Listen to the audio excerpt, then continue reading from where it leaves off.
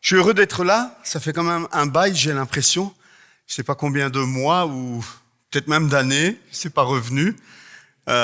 Pour ceux qui ne me connaissent pas, j'étais le pasteur ici avant que ce ne soit Jean-Luc qui prenne le relais. Et donc, je suis heureux d'être ici avec vous ce matin pour vous partager la parole de Dieu. Et j'ai à cœur ce matin de vous parler des saisons de la foi.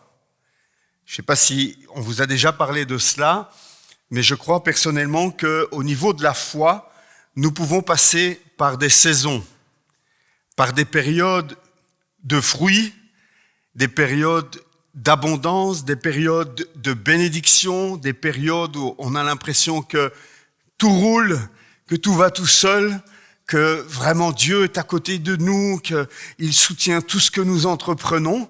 Et puis, des périodes que moi j'appelle des périodes « mais Dieu, où es-tu » ? Des périodes où on a l'impression que rien ne fonctionne. Des périodes où on a l'impression que Dieu nous a abandonnés. Des périodes où il n'y a plus de fruits, où on se demande « mais qu'est-ce qui se passe ?» Et je pense que nous passons par des saisons de la foi. Croire que l'on peut traverser la vie chrétienne en étant sans cesse au sommet de la montagne, sans cesse sous un torrent de bénédictions, je pense que c'est un peu utopique. En tout cas, c'est pas mon parcours. Si vous avez ce parcours-là, tant mieux pour vous, mais je n'en connais pas beaucoup qui connaissent ce genre de parcours.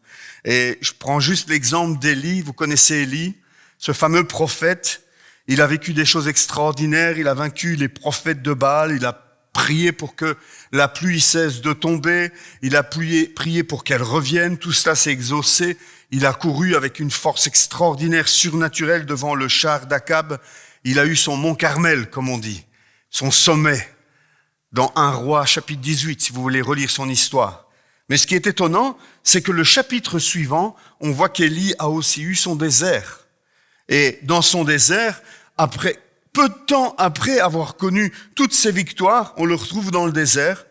La Bible nous dit quant à Élie, il marcha toute une journée dans le désert, puis il s'assit sous un genêt et demanda la mort, en disant « C'est assez, maintenant Éternel, prends-moi la vie, car je ne suis pas meilleur que mes ancêtres. » C'est assez étonnant. C'est assez choquant en fait, quand on lit 1 Roi 18 et qu'on voit les choses extraordinaires qu'Élie vit et qu'on tombe au chapitre 19 et qu'on se dit « Mais attends, c'est le même homme ? C'est pas possible, qu'est-ce qui s'est passé entre les deux ?» Eh bien, je crois qu'il est descendu de la montagne et qu'il s'est retrouvé, il est passé du mont Carmel au désert. Si on pense au roi David, évidemment qu'on pense à un roi extraordinaire qui a vécu des choses extraordinaires, qui a vécu des victoires, un roi qui a connu vraiment des saisons extraordinaires de réussite. Mais on sait aussi que le roi David a connu des saisons de fuite, des saisons de défaite, des saisons d'humiliation. Il a eu aussi les saisons de la foi. Alors, ce matin, je ne vais pas vous parler des 4 saisons. Je vous invite à aller voir sur YouTube. J'ai parlé de l'automne il y a quelques semaines. Ce matin, pasteur Sébastien parle du printemps et la semaine prochaine, pasteur Timothée parlera de l'été. Donc, si vous voulez connaître les 3 autres saisons, je vous invite à aller sur YouTube. Moi, ce matin, j'aimerais vous parler de l'hiver. Et je pense que c'est important de comprendre les saisons de la foi afin de pouvoir reconnaître dans quelle saison nous sommes.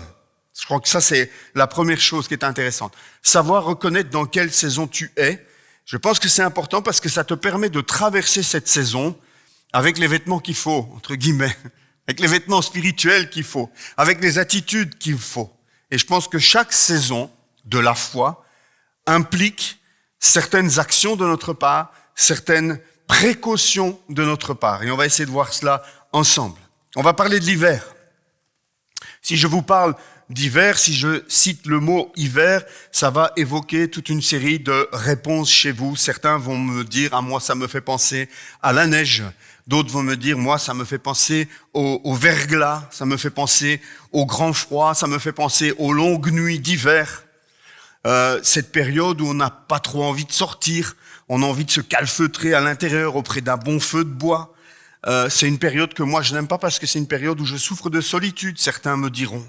Enfin, l'hiver va évoquer toute une série de choses différentes chez les uns et chez les autres. Et je pense qu'au niveau spirituel, nous traversons parfois des hivers, et évidemment que les hivers n'évoquent pas les temps les plus faciles. L'hiver spirituel, ça va évoquer une période de temps plus difficile, des périodes d'épreuve par exemple. Un deuil peut représenter un long hiver. Un divorce peut être aussi un hiver difficile à traverser. La maladie, une perte d'emploi, une dépression, toutes sortes de choses comme celle-là, derrière lesquelles nous ne courons pas, après lesquelles nous ne soupirons pas, mais qui nous viennent dessus, qui nous tombent dessus malgré nous, eh bien, on pourrait appeler ça des périodes d'hivernage spirituel. Ce sont des temps pénibles à traverser, des temps de solitude ressentis pour certains, des temps où Dieu, où es-tu? Et nous connaissons tous cela, des temps où nous avons cette impression, ce sentiment que notre foi est morte, ou presque, qu'on a l'impression de survivre, on a l'impression de vivoter spirituellement. Nous connaissons ces périodes-là. Même l'apôtre Paul a connu ce genre de période, je pense. Il a eu une vie passionnante et passionnée pour Jésus. Il a vécu des choses extraordinaires, il a implanté des églises. C'était un apôtre de référence. Je pense que quand on veut penser à un chrétien du Nouveau Testament qui est waouh, nous pensons évidemment bien souvent à l'apôtre Paul. Et pourtant, il a connu ses étés, mais il a aussi connu ses hivers. Paul n'en parle pas beaucoup. Paul ne fait pas l'étalage de ces périodes d'hivernage de sa foi. Mais je pense que dans 2 Corinthiens, au chapitre 11, versets 23 à 27, il nous fait un beau descriptif de toute une série d'hivernages qu'il a connus, d'hivers spirituels.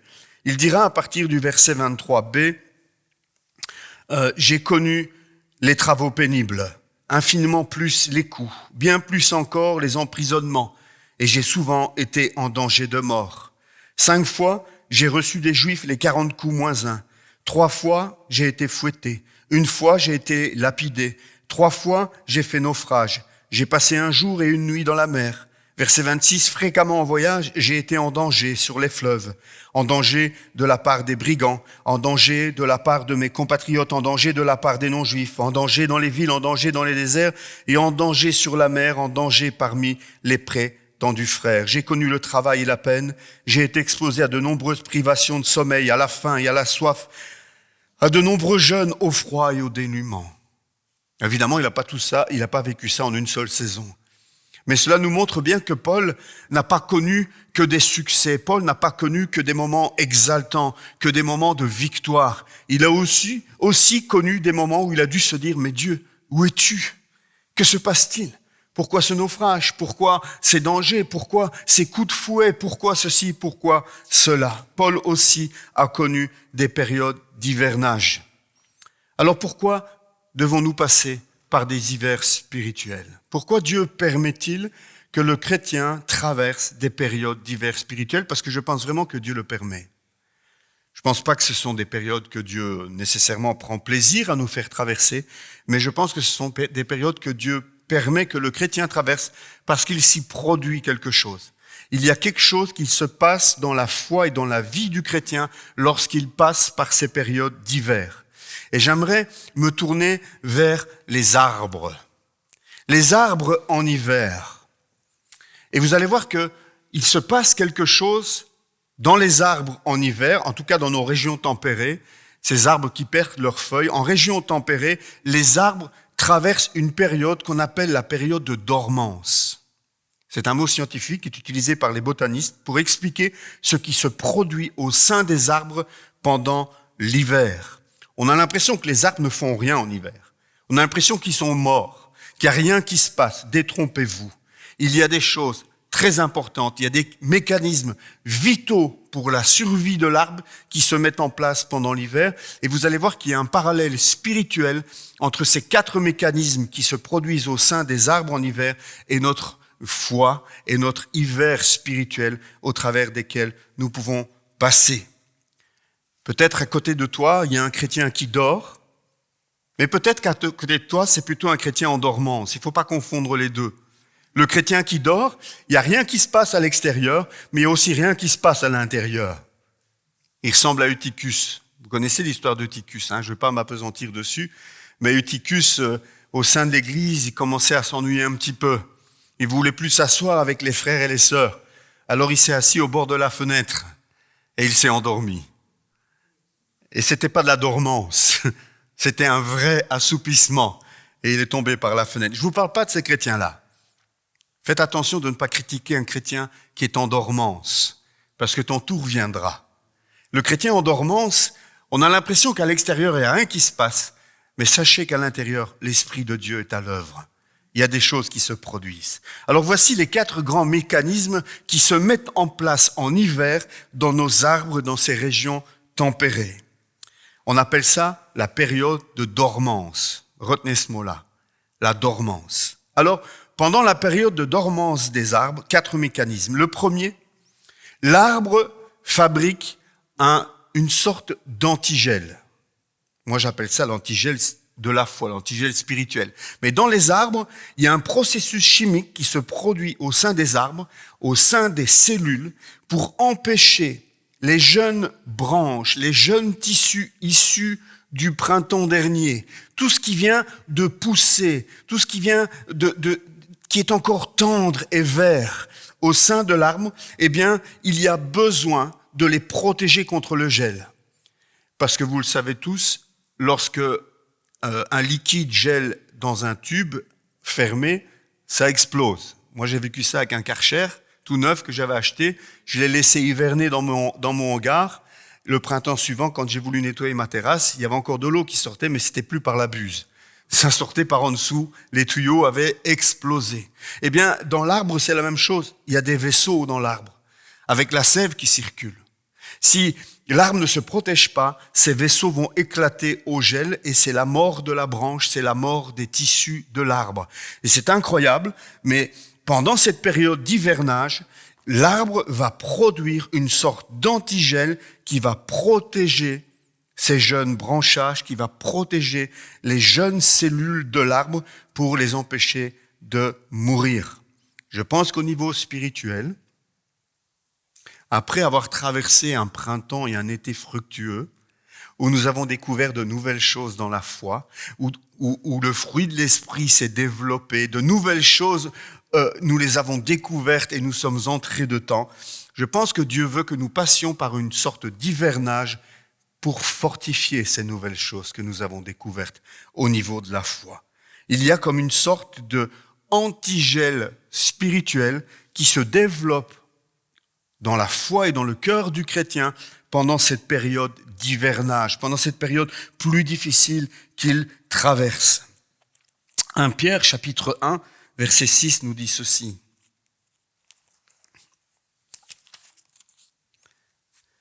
C'est ce qui fait votre joie, même si maintenant, puisqu'il le faut, vous êtes pour un peu de temps attristés par diverses épreuves. On peut appeler ça un hivernage. Ainsi, la valeur éprouvée de votre foi, beaucoup plus précieuse que l'or qui est périssable et que l'on soumet pourtant à l'épreuve du feu, aura pour résultat la louange, la gloire et l'honneur lorsque Jésus-Christ apparaîtra. Il y a, au travers de l'épreuve, quelque chose qui fortifie ta foi. Quelque chose qui affermit et qui t'aide à traverser la période d'hivernage. Quelque chose se produit en toi. Le deuxième mécanisme qui se produit dans nos arbres en hiver, c'est pas moi qui ai inventé le mot, je prends texto les mots que les botanistes utilisent. Il y a une période d'endurcissement. L'arbre s'endurcit. C'est un phénomène qui se produit dans l'arbre et qui va rendre l'arbre plus tolérant au froid. C'est la période où le bois de l'arbre va se durcir. C'est la période pendant laquelle l'arbre, sans sève qui circule, puisque toute la sève est redescendue en automne, c'est la période où l'arbre va devenir plus fort. Il va s'endurcir, son bois va devenir plus dur. Et cela va aider l'arbre non seulement à traverser l'hiver, mais aussi à être plus solide au printemps suivant. Il sera capable de résister aux intempéries qui pourraient venir au printemps et l'été suivant.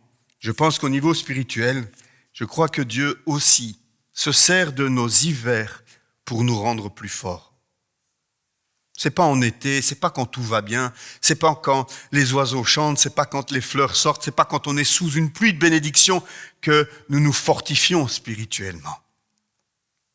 C'est seulement pendant les périodes où c'est plus dur, où il faut faire le dos rond, où il faut s'accrocher. S'accrocher à quoi? S'accrocher au Seigneur, s'accrocher à ses promesses, s'accrocher à sa parole. C'est dans ces moments-là que Dieu sonde ta foi et peut vérifier si tu marches par les émotions, si tu marches par les sentiments, si tu marches par tous les signes que tu vois, par tous ces fruits qui tombent sur ta vie, ou si tu es capable dans ces moments-là de marcher par la foi. Tu ne vois plus rien.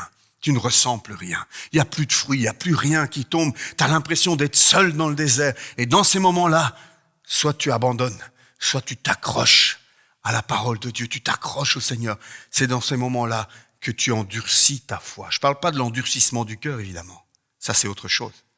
Je parle ici d'une foi qui s'endurcit, d'une foi qui devient plus résistante, qui est capable d'affronter encore pire après, parce qu'elle aura été fortifiée. Jacques nous parle un peu de cela dans Jacques chapitre 1 aussi, versets 2 à 4. Nous lisons, mes frères et sœurs, considérez comme un sujet de joie complète, c'est bizarre ça, comme un sujet de joie complète, les diverses épreuves auxquelles vous êtes exposés, sachant que la mise à l'épreuve de votre foi produit la persévérance. La persévérance, ce qui va me permettre d'aller plus loin, qui va me permettre d'être plus fort et de continuer ma course. Je pense que Paul dans Romains nous dit plus ou moins la même chose dans Romains chapitre 5. Je lisais ça ce matin encore dans mon culte personnel. Je dis tiens, un autre passage qui parle dans le même sens. Versets 3 à 4, chapitre 5, versets 3 à 4. Bien plus, nous sommes fiers, même dans nos détresses, sachant que la détresse produit la persévérance. La persévérance, la victoire dans l'épreuve, et la victoire dans l'épreuve, l'espérance.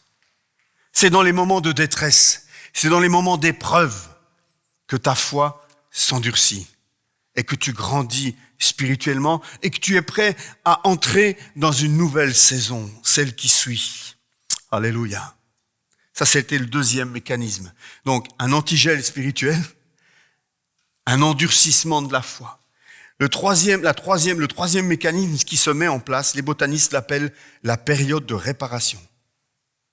C'est en hiver, dans cette période où on a l'impression que l'arbre dort, qu'il n'y a rien qui se passe, que l'arbre répare les vaisseaux transporteurs de sève qui ont été endommagés pendant le printemps et l'été. Endommagés par des orages, endommagés par l'homme peut-être, endommagés par des nuisibles, vous savez, tous ces oiseaux, ces insectes qui s'attaquent à l'arbre. Eh bien, en hiver, c'est la période que l'arbre choisit, depuis les racines jusqu'au sommet de l'arbre, pour réparer l'arbre. Tous ces vaisseaux qui étaient endommagés sont réparés, ils sont préparés, réparés pour que au printemps suivant, tous ces vaisseaux soient fonctionnels parce que la sève doit pouvoir traverser ces vaisseaux et remonter jusqu'aux extrémités les plus lointaines de l'arbre. Ces vaisseaux transporteurs sont réparés pendant cette période de réparation. Au niveau spirituel, frères et sœurs, je pense que Dieu se sert aussi de nos hivers pour réparer bien des choses dans nos vies. Parce que c'est pas quand je suis au sommet de ma gloire, c'est pas quand je suis au sommet de la montagne, quand tout va bien, que je m'interroge trop sur comment je vais à l'intérieur. Dans ces moments-là, on pense pas à ces choses-là. Dans ces moments-là, on profite de l'instant présent, on est content, Dieu nous bénit, on vit des choses extraordinaires et on passe au-dessus de tout le reste. Mais dans ces périodes de silence, dans ces périodes d'hivernage, là, on est à l'écoute du Saint-Esprit. On rentre à l'intérieur. Comme cette sève qui redescend dans ses racines, nous aussi, quelque part au niveau de la foi, on rentre à l'intérieur. On est comme cette tortue qui rentre sa tête dans sa carapace. Et dans cette période-là, on se pose des questions essentielles. On est plus à l'écoute du Saint-Esprit qui peut nous parler de choses qui ont besoin d'être guéries, qui ont besoin d'être réparées dans nos vies. On ne peut pas être sans cesse dans l'exaltation, sans cesse au sommet de la montagne, parce que nous avons aussi besoin de temps où Dieu nous arrête pour nous réparer. Les arbres en ont besoin et je crois que les hommes, les chrétiens en ont besoin aussi. Les blessures sont tellement nombreuses. On peut être blessé par tellement de choses différentes. Des blessures du cœur, des blessures émotionnelles, des blessures verbales, des blessures dans les relations, des blessures physiques, des blessures spirituelles. On peut poser des mauvais choix pendant cette période de printemps et d'hiver. On peut se tromper de chemin. On peut prendre un chemin qu'on pense être un chemin de Dieu et dans l'exaltation foncer sans trop chercher la volonté de Dieu en croyant que tout ce qu'on fait nous réussit et puis se retrouver dans une impasse et se dire mince, j'ai perdu du temps, mince, j'ai perdu de l'énergie, mince, j'ai perdu de l'argent, je me suis trompé de chemin. C'est dans ces périodes-là que Dieu nous remet sur le droit chemin. C'est dans ces périodes-là que Dieu nous interpelle et nous aide à revenir au cœur de ce que lui veut pour ta vie. Nous avons besoin de ces hivers spirituels. Le psaume 147, verset 3 nous dit « Il guérit ceux qui ont le cœur brisé et il pense leurs blessures. » Nous avons un Dieu extraordinaire, frères et sœurs.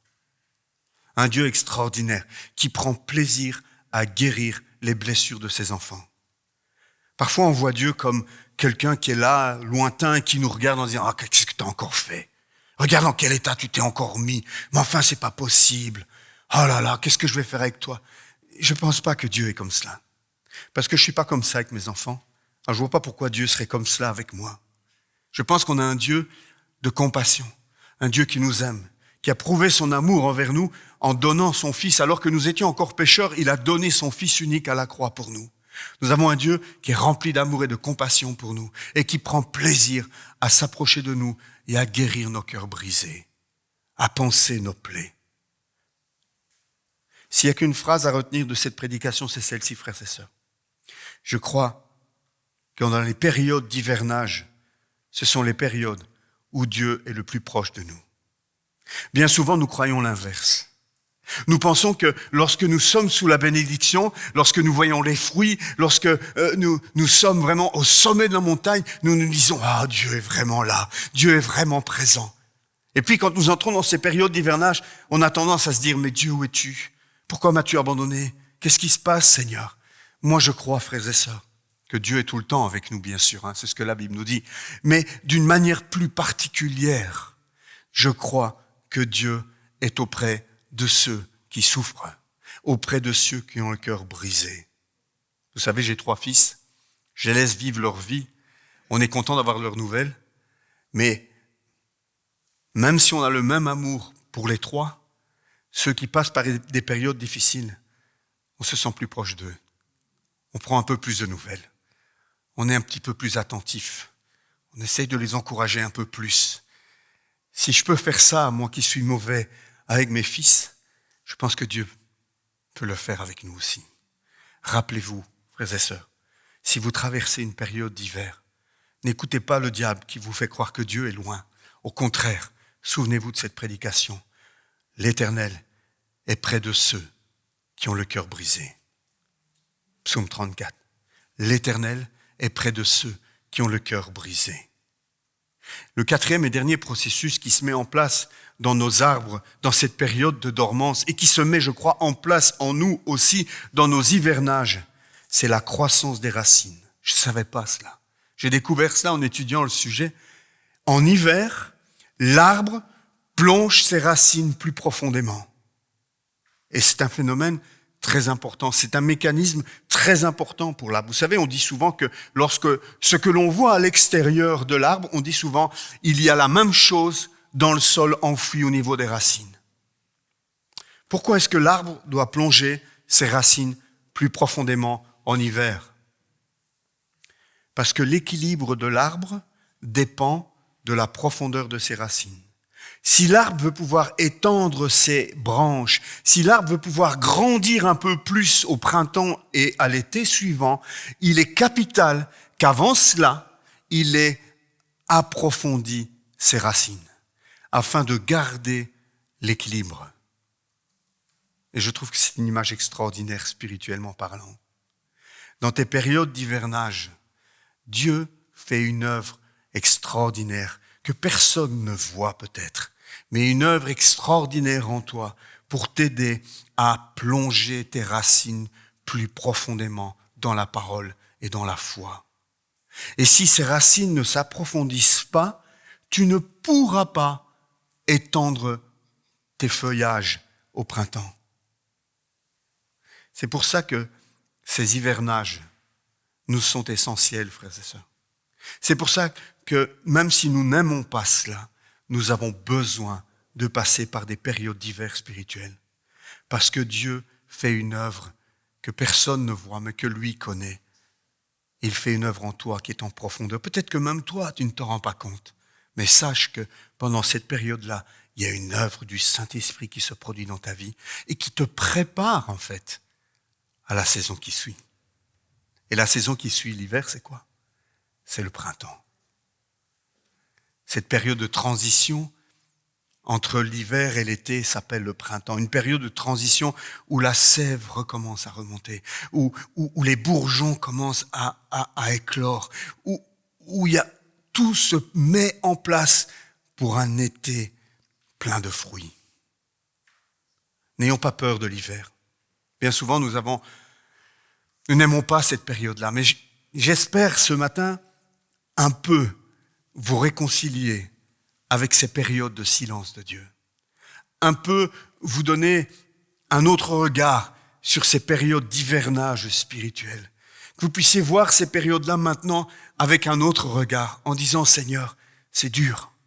Seigneur, c'est pas la saison que je préfère. Seigneur, j'ai froid. Seigneur, j'ai l'impression que tu n'es pas là. Mais Seigneur, merci, parce que tu fais une œuvre en moi. Tu n'es pas loin. Tu es proche et tu agis en profondeur dans ma vie. » Paul dira aux Colossiens, au chapitre 2, au versets 6 et 7, il dit ceci. Colossiens 2, versets 6 à 7. « Ainsi donc, tout comme vous avez accueilli le Seigneur Jésus-Christ, marchez en lui, soyez enracinés et fondés en lui. » D'autres versions disent « plongez vos racines en lui. » Affermis dans la foi telle qu'elle vous a été enseignée. Ça, ce sont les 4 mécanismes qui se mettent en place dans les arbres en hiver et qui se mettent, je crois, en place spirituellement dans la vie du chrétien qui traverse ces périodes difficiles. Ne négligeons pas l'hiver de notre foi. Ne soyons pas trop pressés à vouloir changer de saison.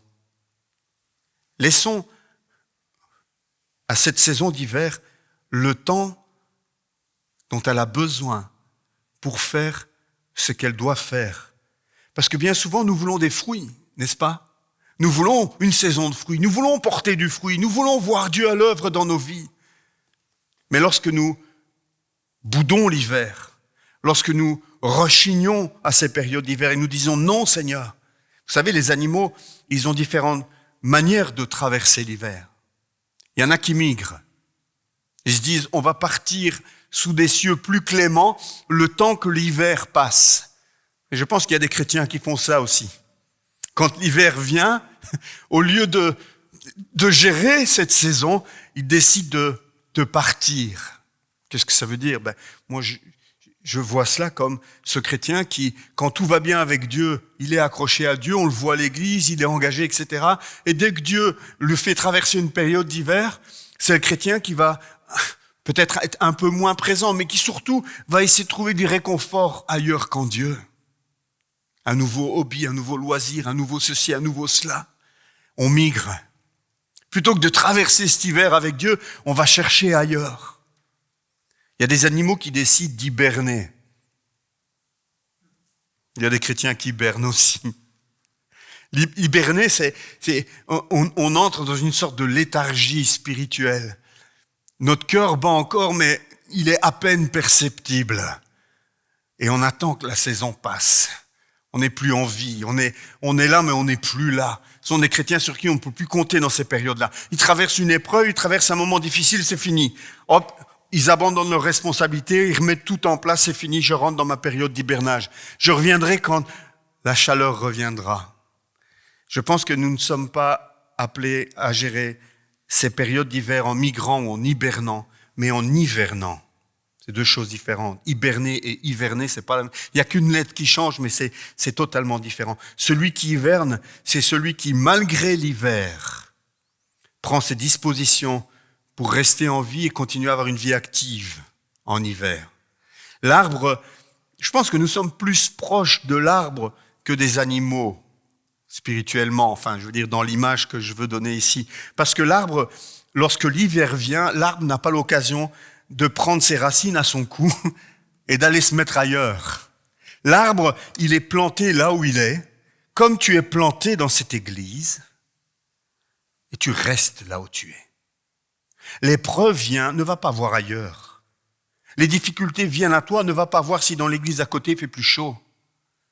Tu es planté dans cette église comme un arbre, et tu n'as pas à aller migrer ou à hiberner, mais à faire comme cet arbre qui met en place ces 4 mécanismes pendant l'hiver, ce mécanisme de dormance pour traverser l'hiver. En étudiant ce sujet de la dormance des arbres pour préparer cette prédication, il y a autre chose qui m'a vraiment encouragé. C'est que les botanistes disent que toute cette période de dormance, ça permet à l'arbre de revivre. C'est le terme qu'ils utilisent. L'arbre doit passer par une période de dormance pour revivre. Vous savez, je vais souvent en Afrique, je vais souvent au Togo, vous le savez, et une fois je me suis dit, mais il fait tellement beau en Afrique, ça serait génial de planter un figuier au Togo, de planter des pommiers au Togo. Mais il y aurait des pommes toute l'année, puisqu'il fait beau toute l'année. Mais en réalité, ça ne marche pas comme ça. Si je plante un pommier ou un figuier au Togo, il va porter la première année, et il va finir par s'épuiser. Parce que nos pommiers, nos arbres de ces régions tempérées ont besoin de passer par ces saisons, ont besoin de connaître cette période de dormance pour revivre. Je pense que les chrétiens ont besoin de revivre aussi. Je pense que nous aussi, quelque part, nous avons des périodes où, si nous voulons revivre spirituellement, nous devons accepter que l'automne vienne après l'été et que l'hiver succède à l'automne.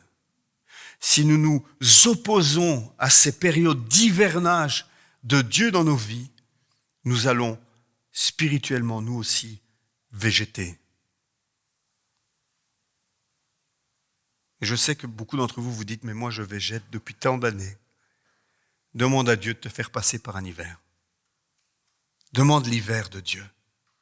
Demande l'hiver de ta foi. Demande à Dieu de pouvoir passer par une période de dormance, en sachant maintenant que Dieu sera plus proche de toi que jamais dans cette période-là. Avec cette foi que même si la tempête souffle, que même si les vents sont contraires, que c'est une période difficile, avec cette foi que Dieu est avec toi et que c'est lui qui te fait traverser cette période-là pour que tu puisses revivre et porter du fruit. Je veux vous encourager ce matin à ne pas avoir peur de ces périodes d'hiver, mais à les traverser avec le Seigneur. Vous savez, l'hiver, ça peut être aussi une belle saison. Tout dépend du regard qu'on a. Moi, quand je sors en hiver et qu'il y a de la neige sur la route, je trouve ça nul, moche. Mais nos enfants, lorsqu'ils sortent dans le jardin et qu'ils voient de la neige, ils ne voient pas les choses comme nous. Tout dépend du regard qu'on porte sur les choses. Moi, sur la route, le verglas, j'aime pas ça. Les patineurs sur le lac, ils trouvent ça génial. Celui qui vit dans la solitude n'aime pas l'hiver. Mais celui qui vit en couple, ce sont des périodes de rapprochement extraordinaires, les longues nuits d'hiver. N'est-ce pas? L'hiver, tout dépend de comment on le regarde. Et ce matin, je pense que Dieu voulait vous encourager à regarder l'hiver avec un autre regard. Parce que Dieu veut que tu portes du fruit. Dieu veut que ta vie spirituelle soit épanouie. Mais nous ne sommes pas comme les arbres qui poussent en Afrique et qui gardent leurs feuilles toute l'année. Nous sommes plutôt comme les arbres qui poussent dans nos régions tempérées et qui ont besoin de l'automne, qui ont besoin de l'hiver. Vous savez, on dit qu'un arbre fruitier qui n'est pas taillé, c'est un arbre qui va moins porter de fruits et dont les fruits seront de moins bonne qualité. Quand on coupe un arbre à la fin de l'automne ou au début de l'hiver, il n'a pas bonne mine. Un fruitier qu'on vient de tailler, il est un peu pitoyable. On se dit, mais purée, il n'y a pas été de main morte l'horticulteur là. Et pourtant, l'arbre qui est bien taillé, à la fin de l'automne, au début de l'hiver, c'est un arbre qui va porter des fruits succulents et en abondance. Est-ce que nous acceptons, frères et sœurs, d'être élagués nous aussi? Est-ce que nous sommes capables de dire, Seigneur, oui, j'aime le confort, oui, j'aime le luxe, oui, j'aime le luxe de ta présence, j'aime le confort de ta présence, mais Seigneur, je suis d'abord appelé à porter du fruit. Je ne suis pas appelé à simplement être un arbre épanoui. Je suis d'abord appelé à être un arbre qui porte du fruit. Viens m'élaguer, Seigneur, dans cette période d'hiver. Viens couper les branches, les gourmands. Vous connaissez les gourmands dans les jardins? Moi, c'est ma sœur qui m'a fait découvrir ça. J'avais planté un beau framboisier qui n'avait pas encore porté. Et vers la fin de l'été, j'ai vu 2-3 superbes branches sortir, bien lisses comme ça. Je trouvais ça bizarre. Non, c'était un mûrier. Donc il y avait des épines sur certaines branches, mais sur celle-là, c'était tout lisse, mais bien belle, bien grosse, qui partait bien loin. Et je les avais attachées le long de la palissade en me disant, purée, l'année prochaine, cette branche-là, au moins sur cette branche-là, j'aurai des fruits.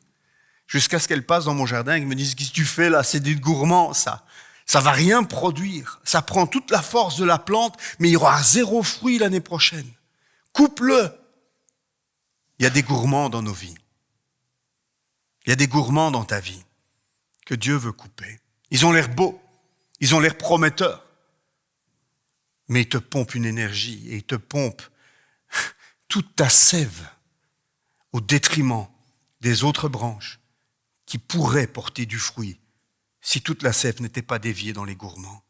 Quels sont les gourmands qui sont dans ta vie aujourd'hui? Demande au Saint-Esprit de te montrer cela et coupe-les et traverse l'hiver spirituel avec une foi approfondie en Dieu. Si tu veux revivre, mon frère, ma sœur, prépare-toi à l'hiver de Dieu, pendant lequel tu fabriqueras de l'antigel spirituel, tu endurciras ta foi, le Saint-Esprit réparera ce qui a besoin de l'être en toi, et tu plongeras tes racines spirituelles plus profondément en Dieu. Amen. Prions ensemble. Et je vous invite à répondre à Dieu ce matin. Il y a beaucoup de choses qui ont été dites. Je suis certain que Dieu s'est servi de différentes choses, différentes images pour te parler. Et ce matin, il y a un choix qui se présente à toi. C'est de penser au rôti que tu vas manger après. C'est de penser à ce qui t'attend cet après-midi qui est plus réjouissant que de parler d'hiver spirituel. Tu peux migrer, tu peux hiberner. Ou alors tu peux choisir ce matin d'hiverner. Tu peux dire ce matin, oui Seigneur, j'accepte cette période. J'accepte Seigneur que tu viennes m'élaguer. J'accepte Seigneur que tu coupes les gourmands dans ma vie. J'accepte cette période plus froide, plus compliquée, plus difficile, mais je veux le faire ce matin avec cette foi renouvelée que tu seras plus proche de moi que jamais. C'est ton choix ce matin. C'est toi qui décides. Est-ce que tu veux végéter ou est-ce que tu veux revivre? Que Dieu vous bénisse et vous aide à faire les bons choix dans le nom de Jésus. Amen.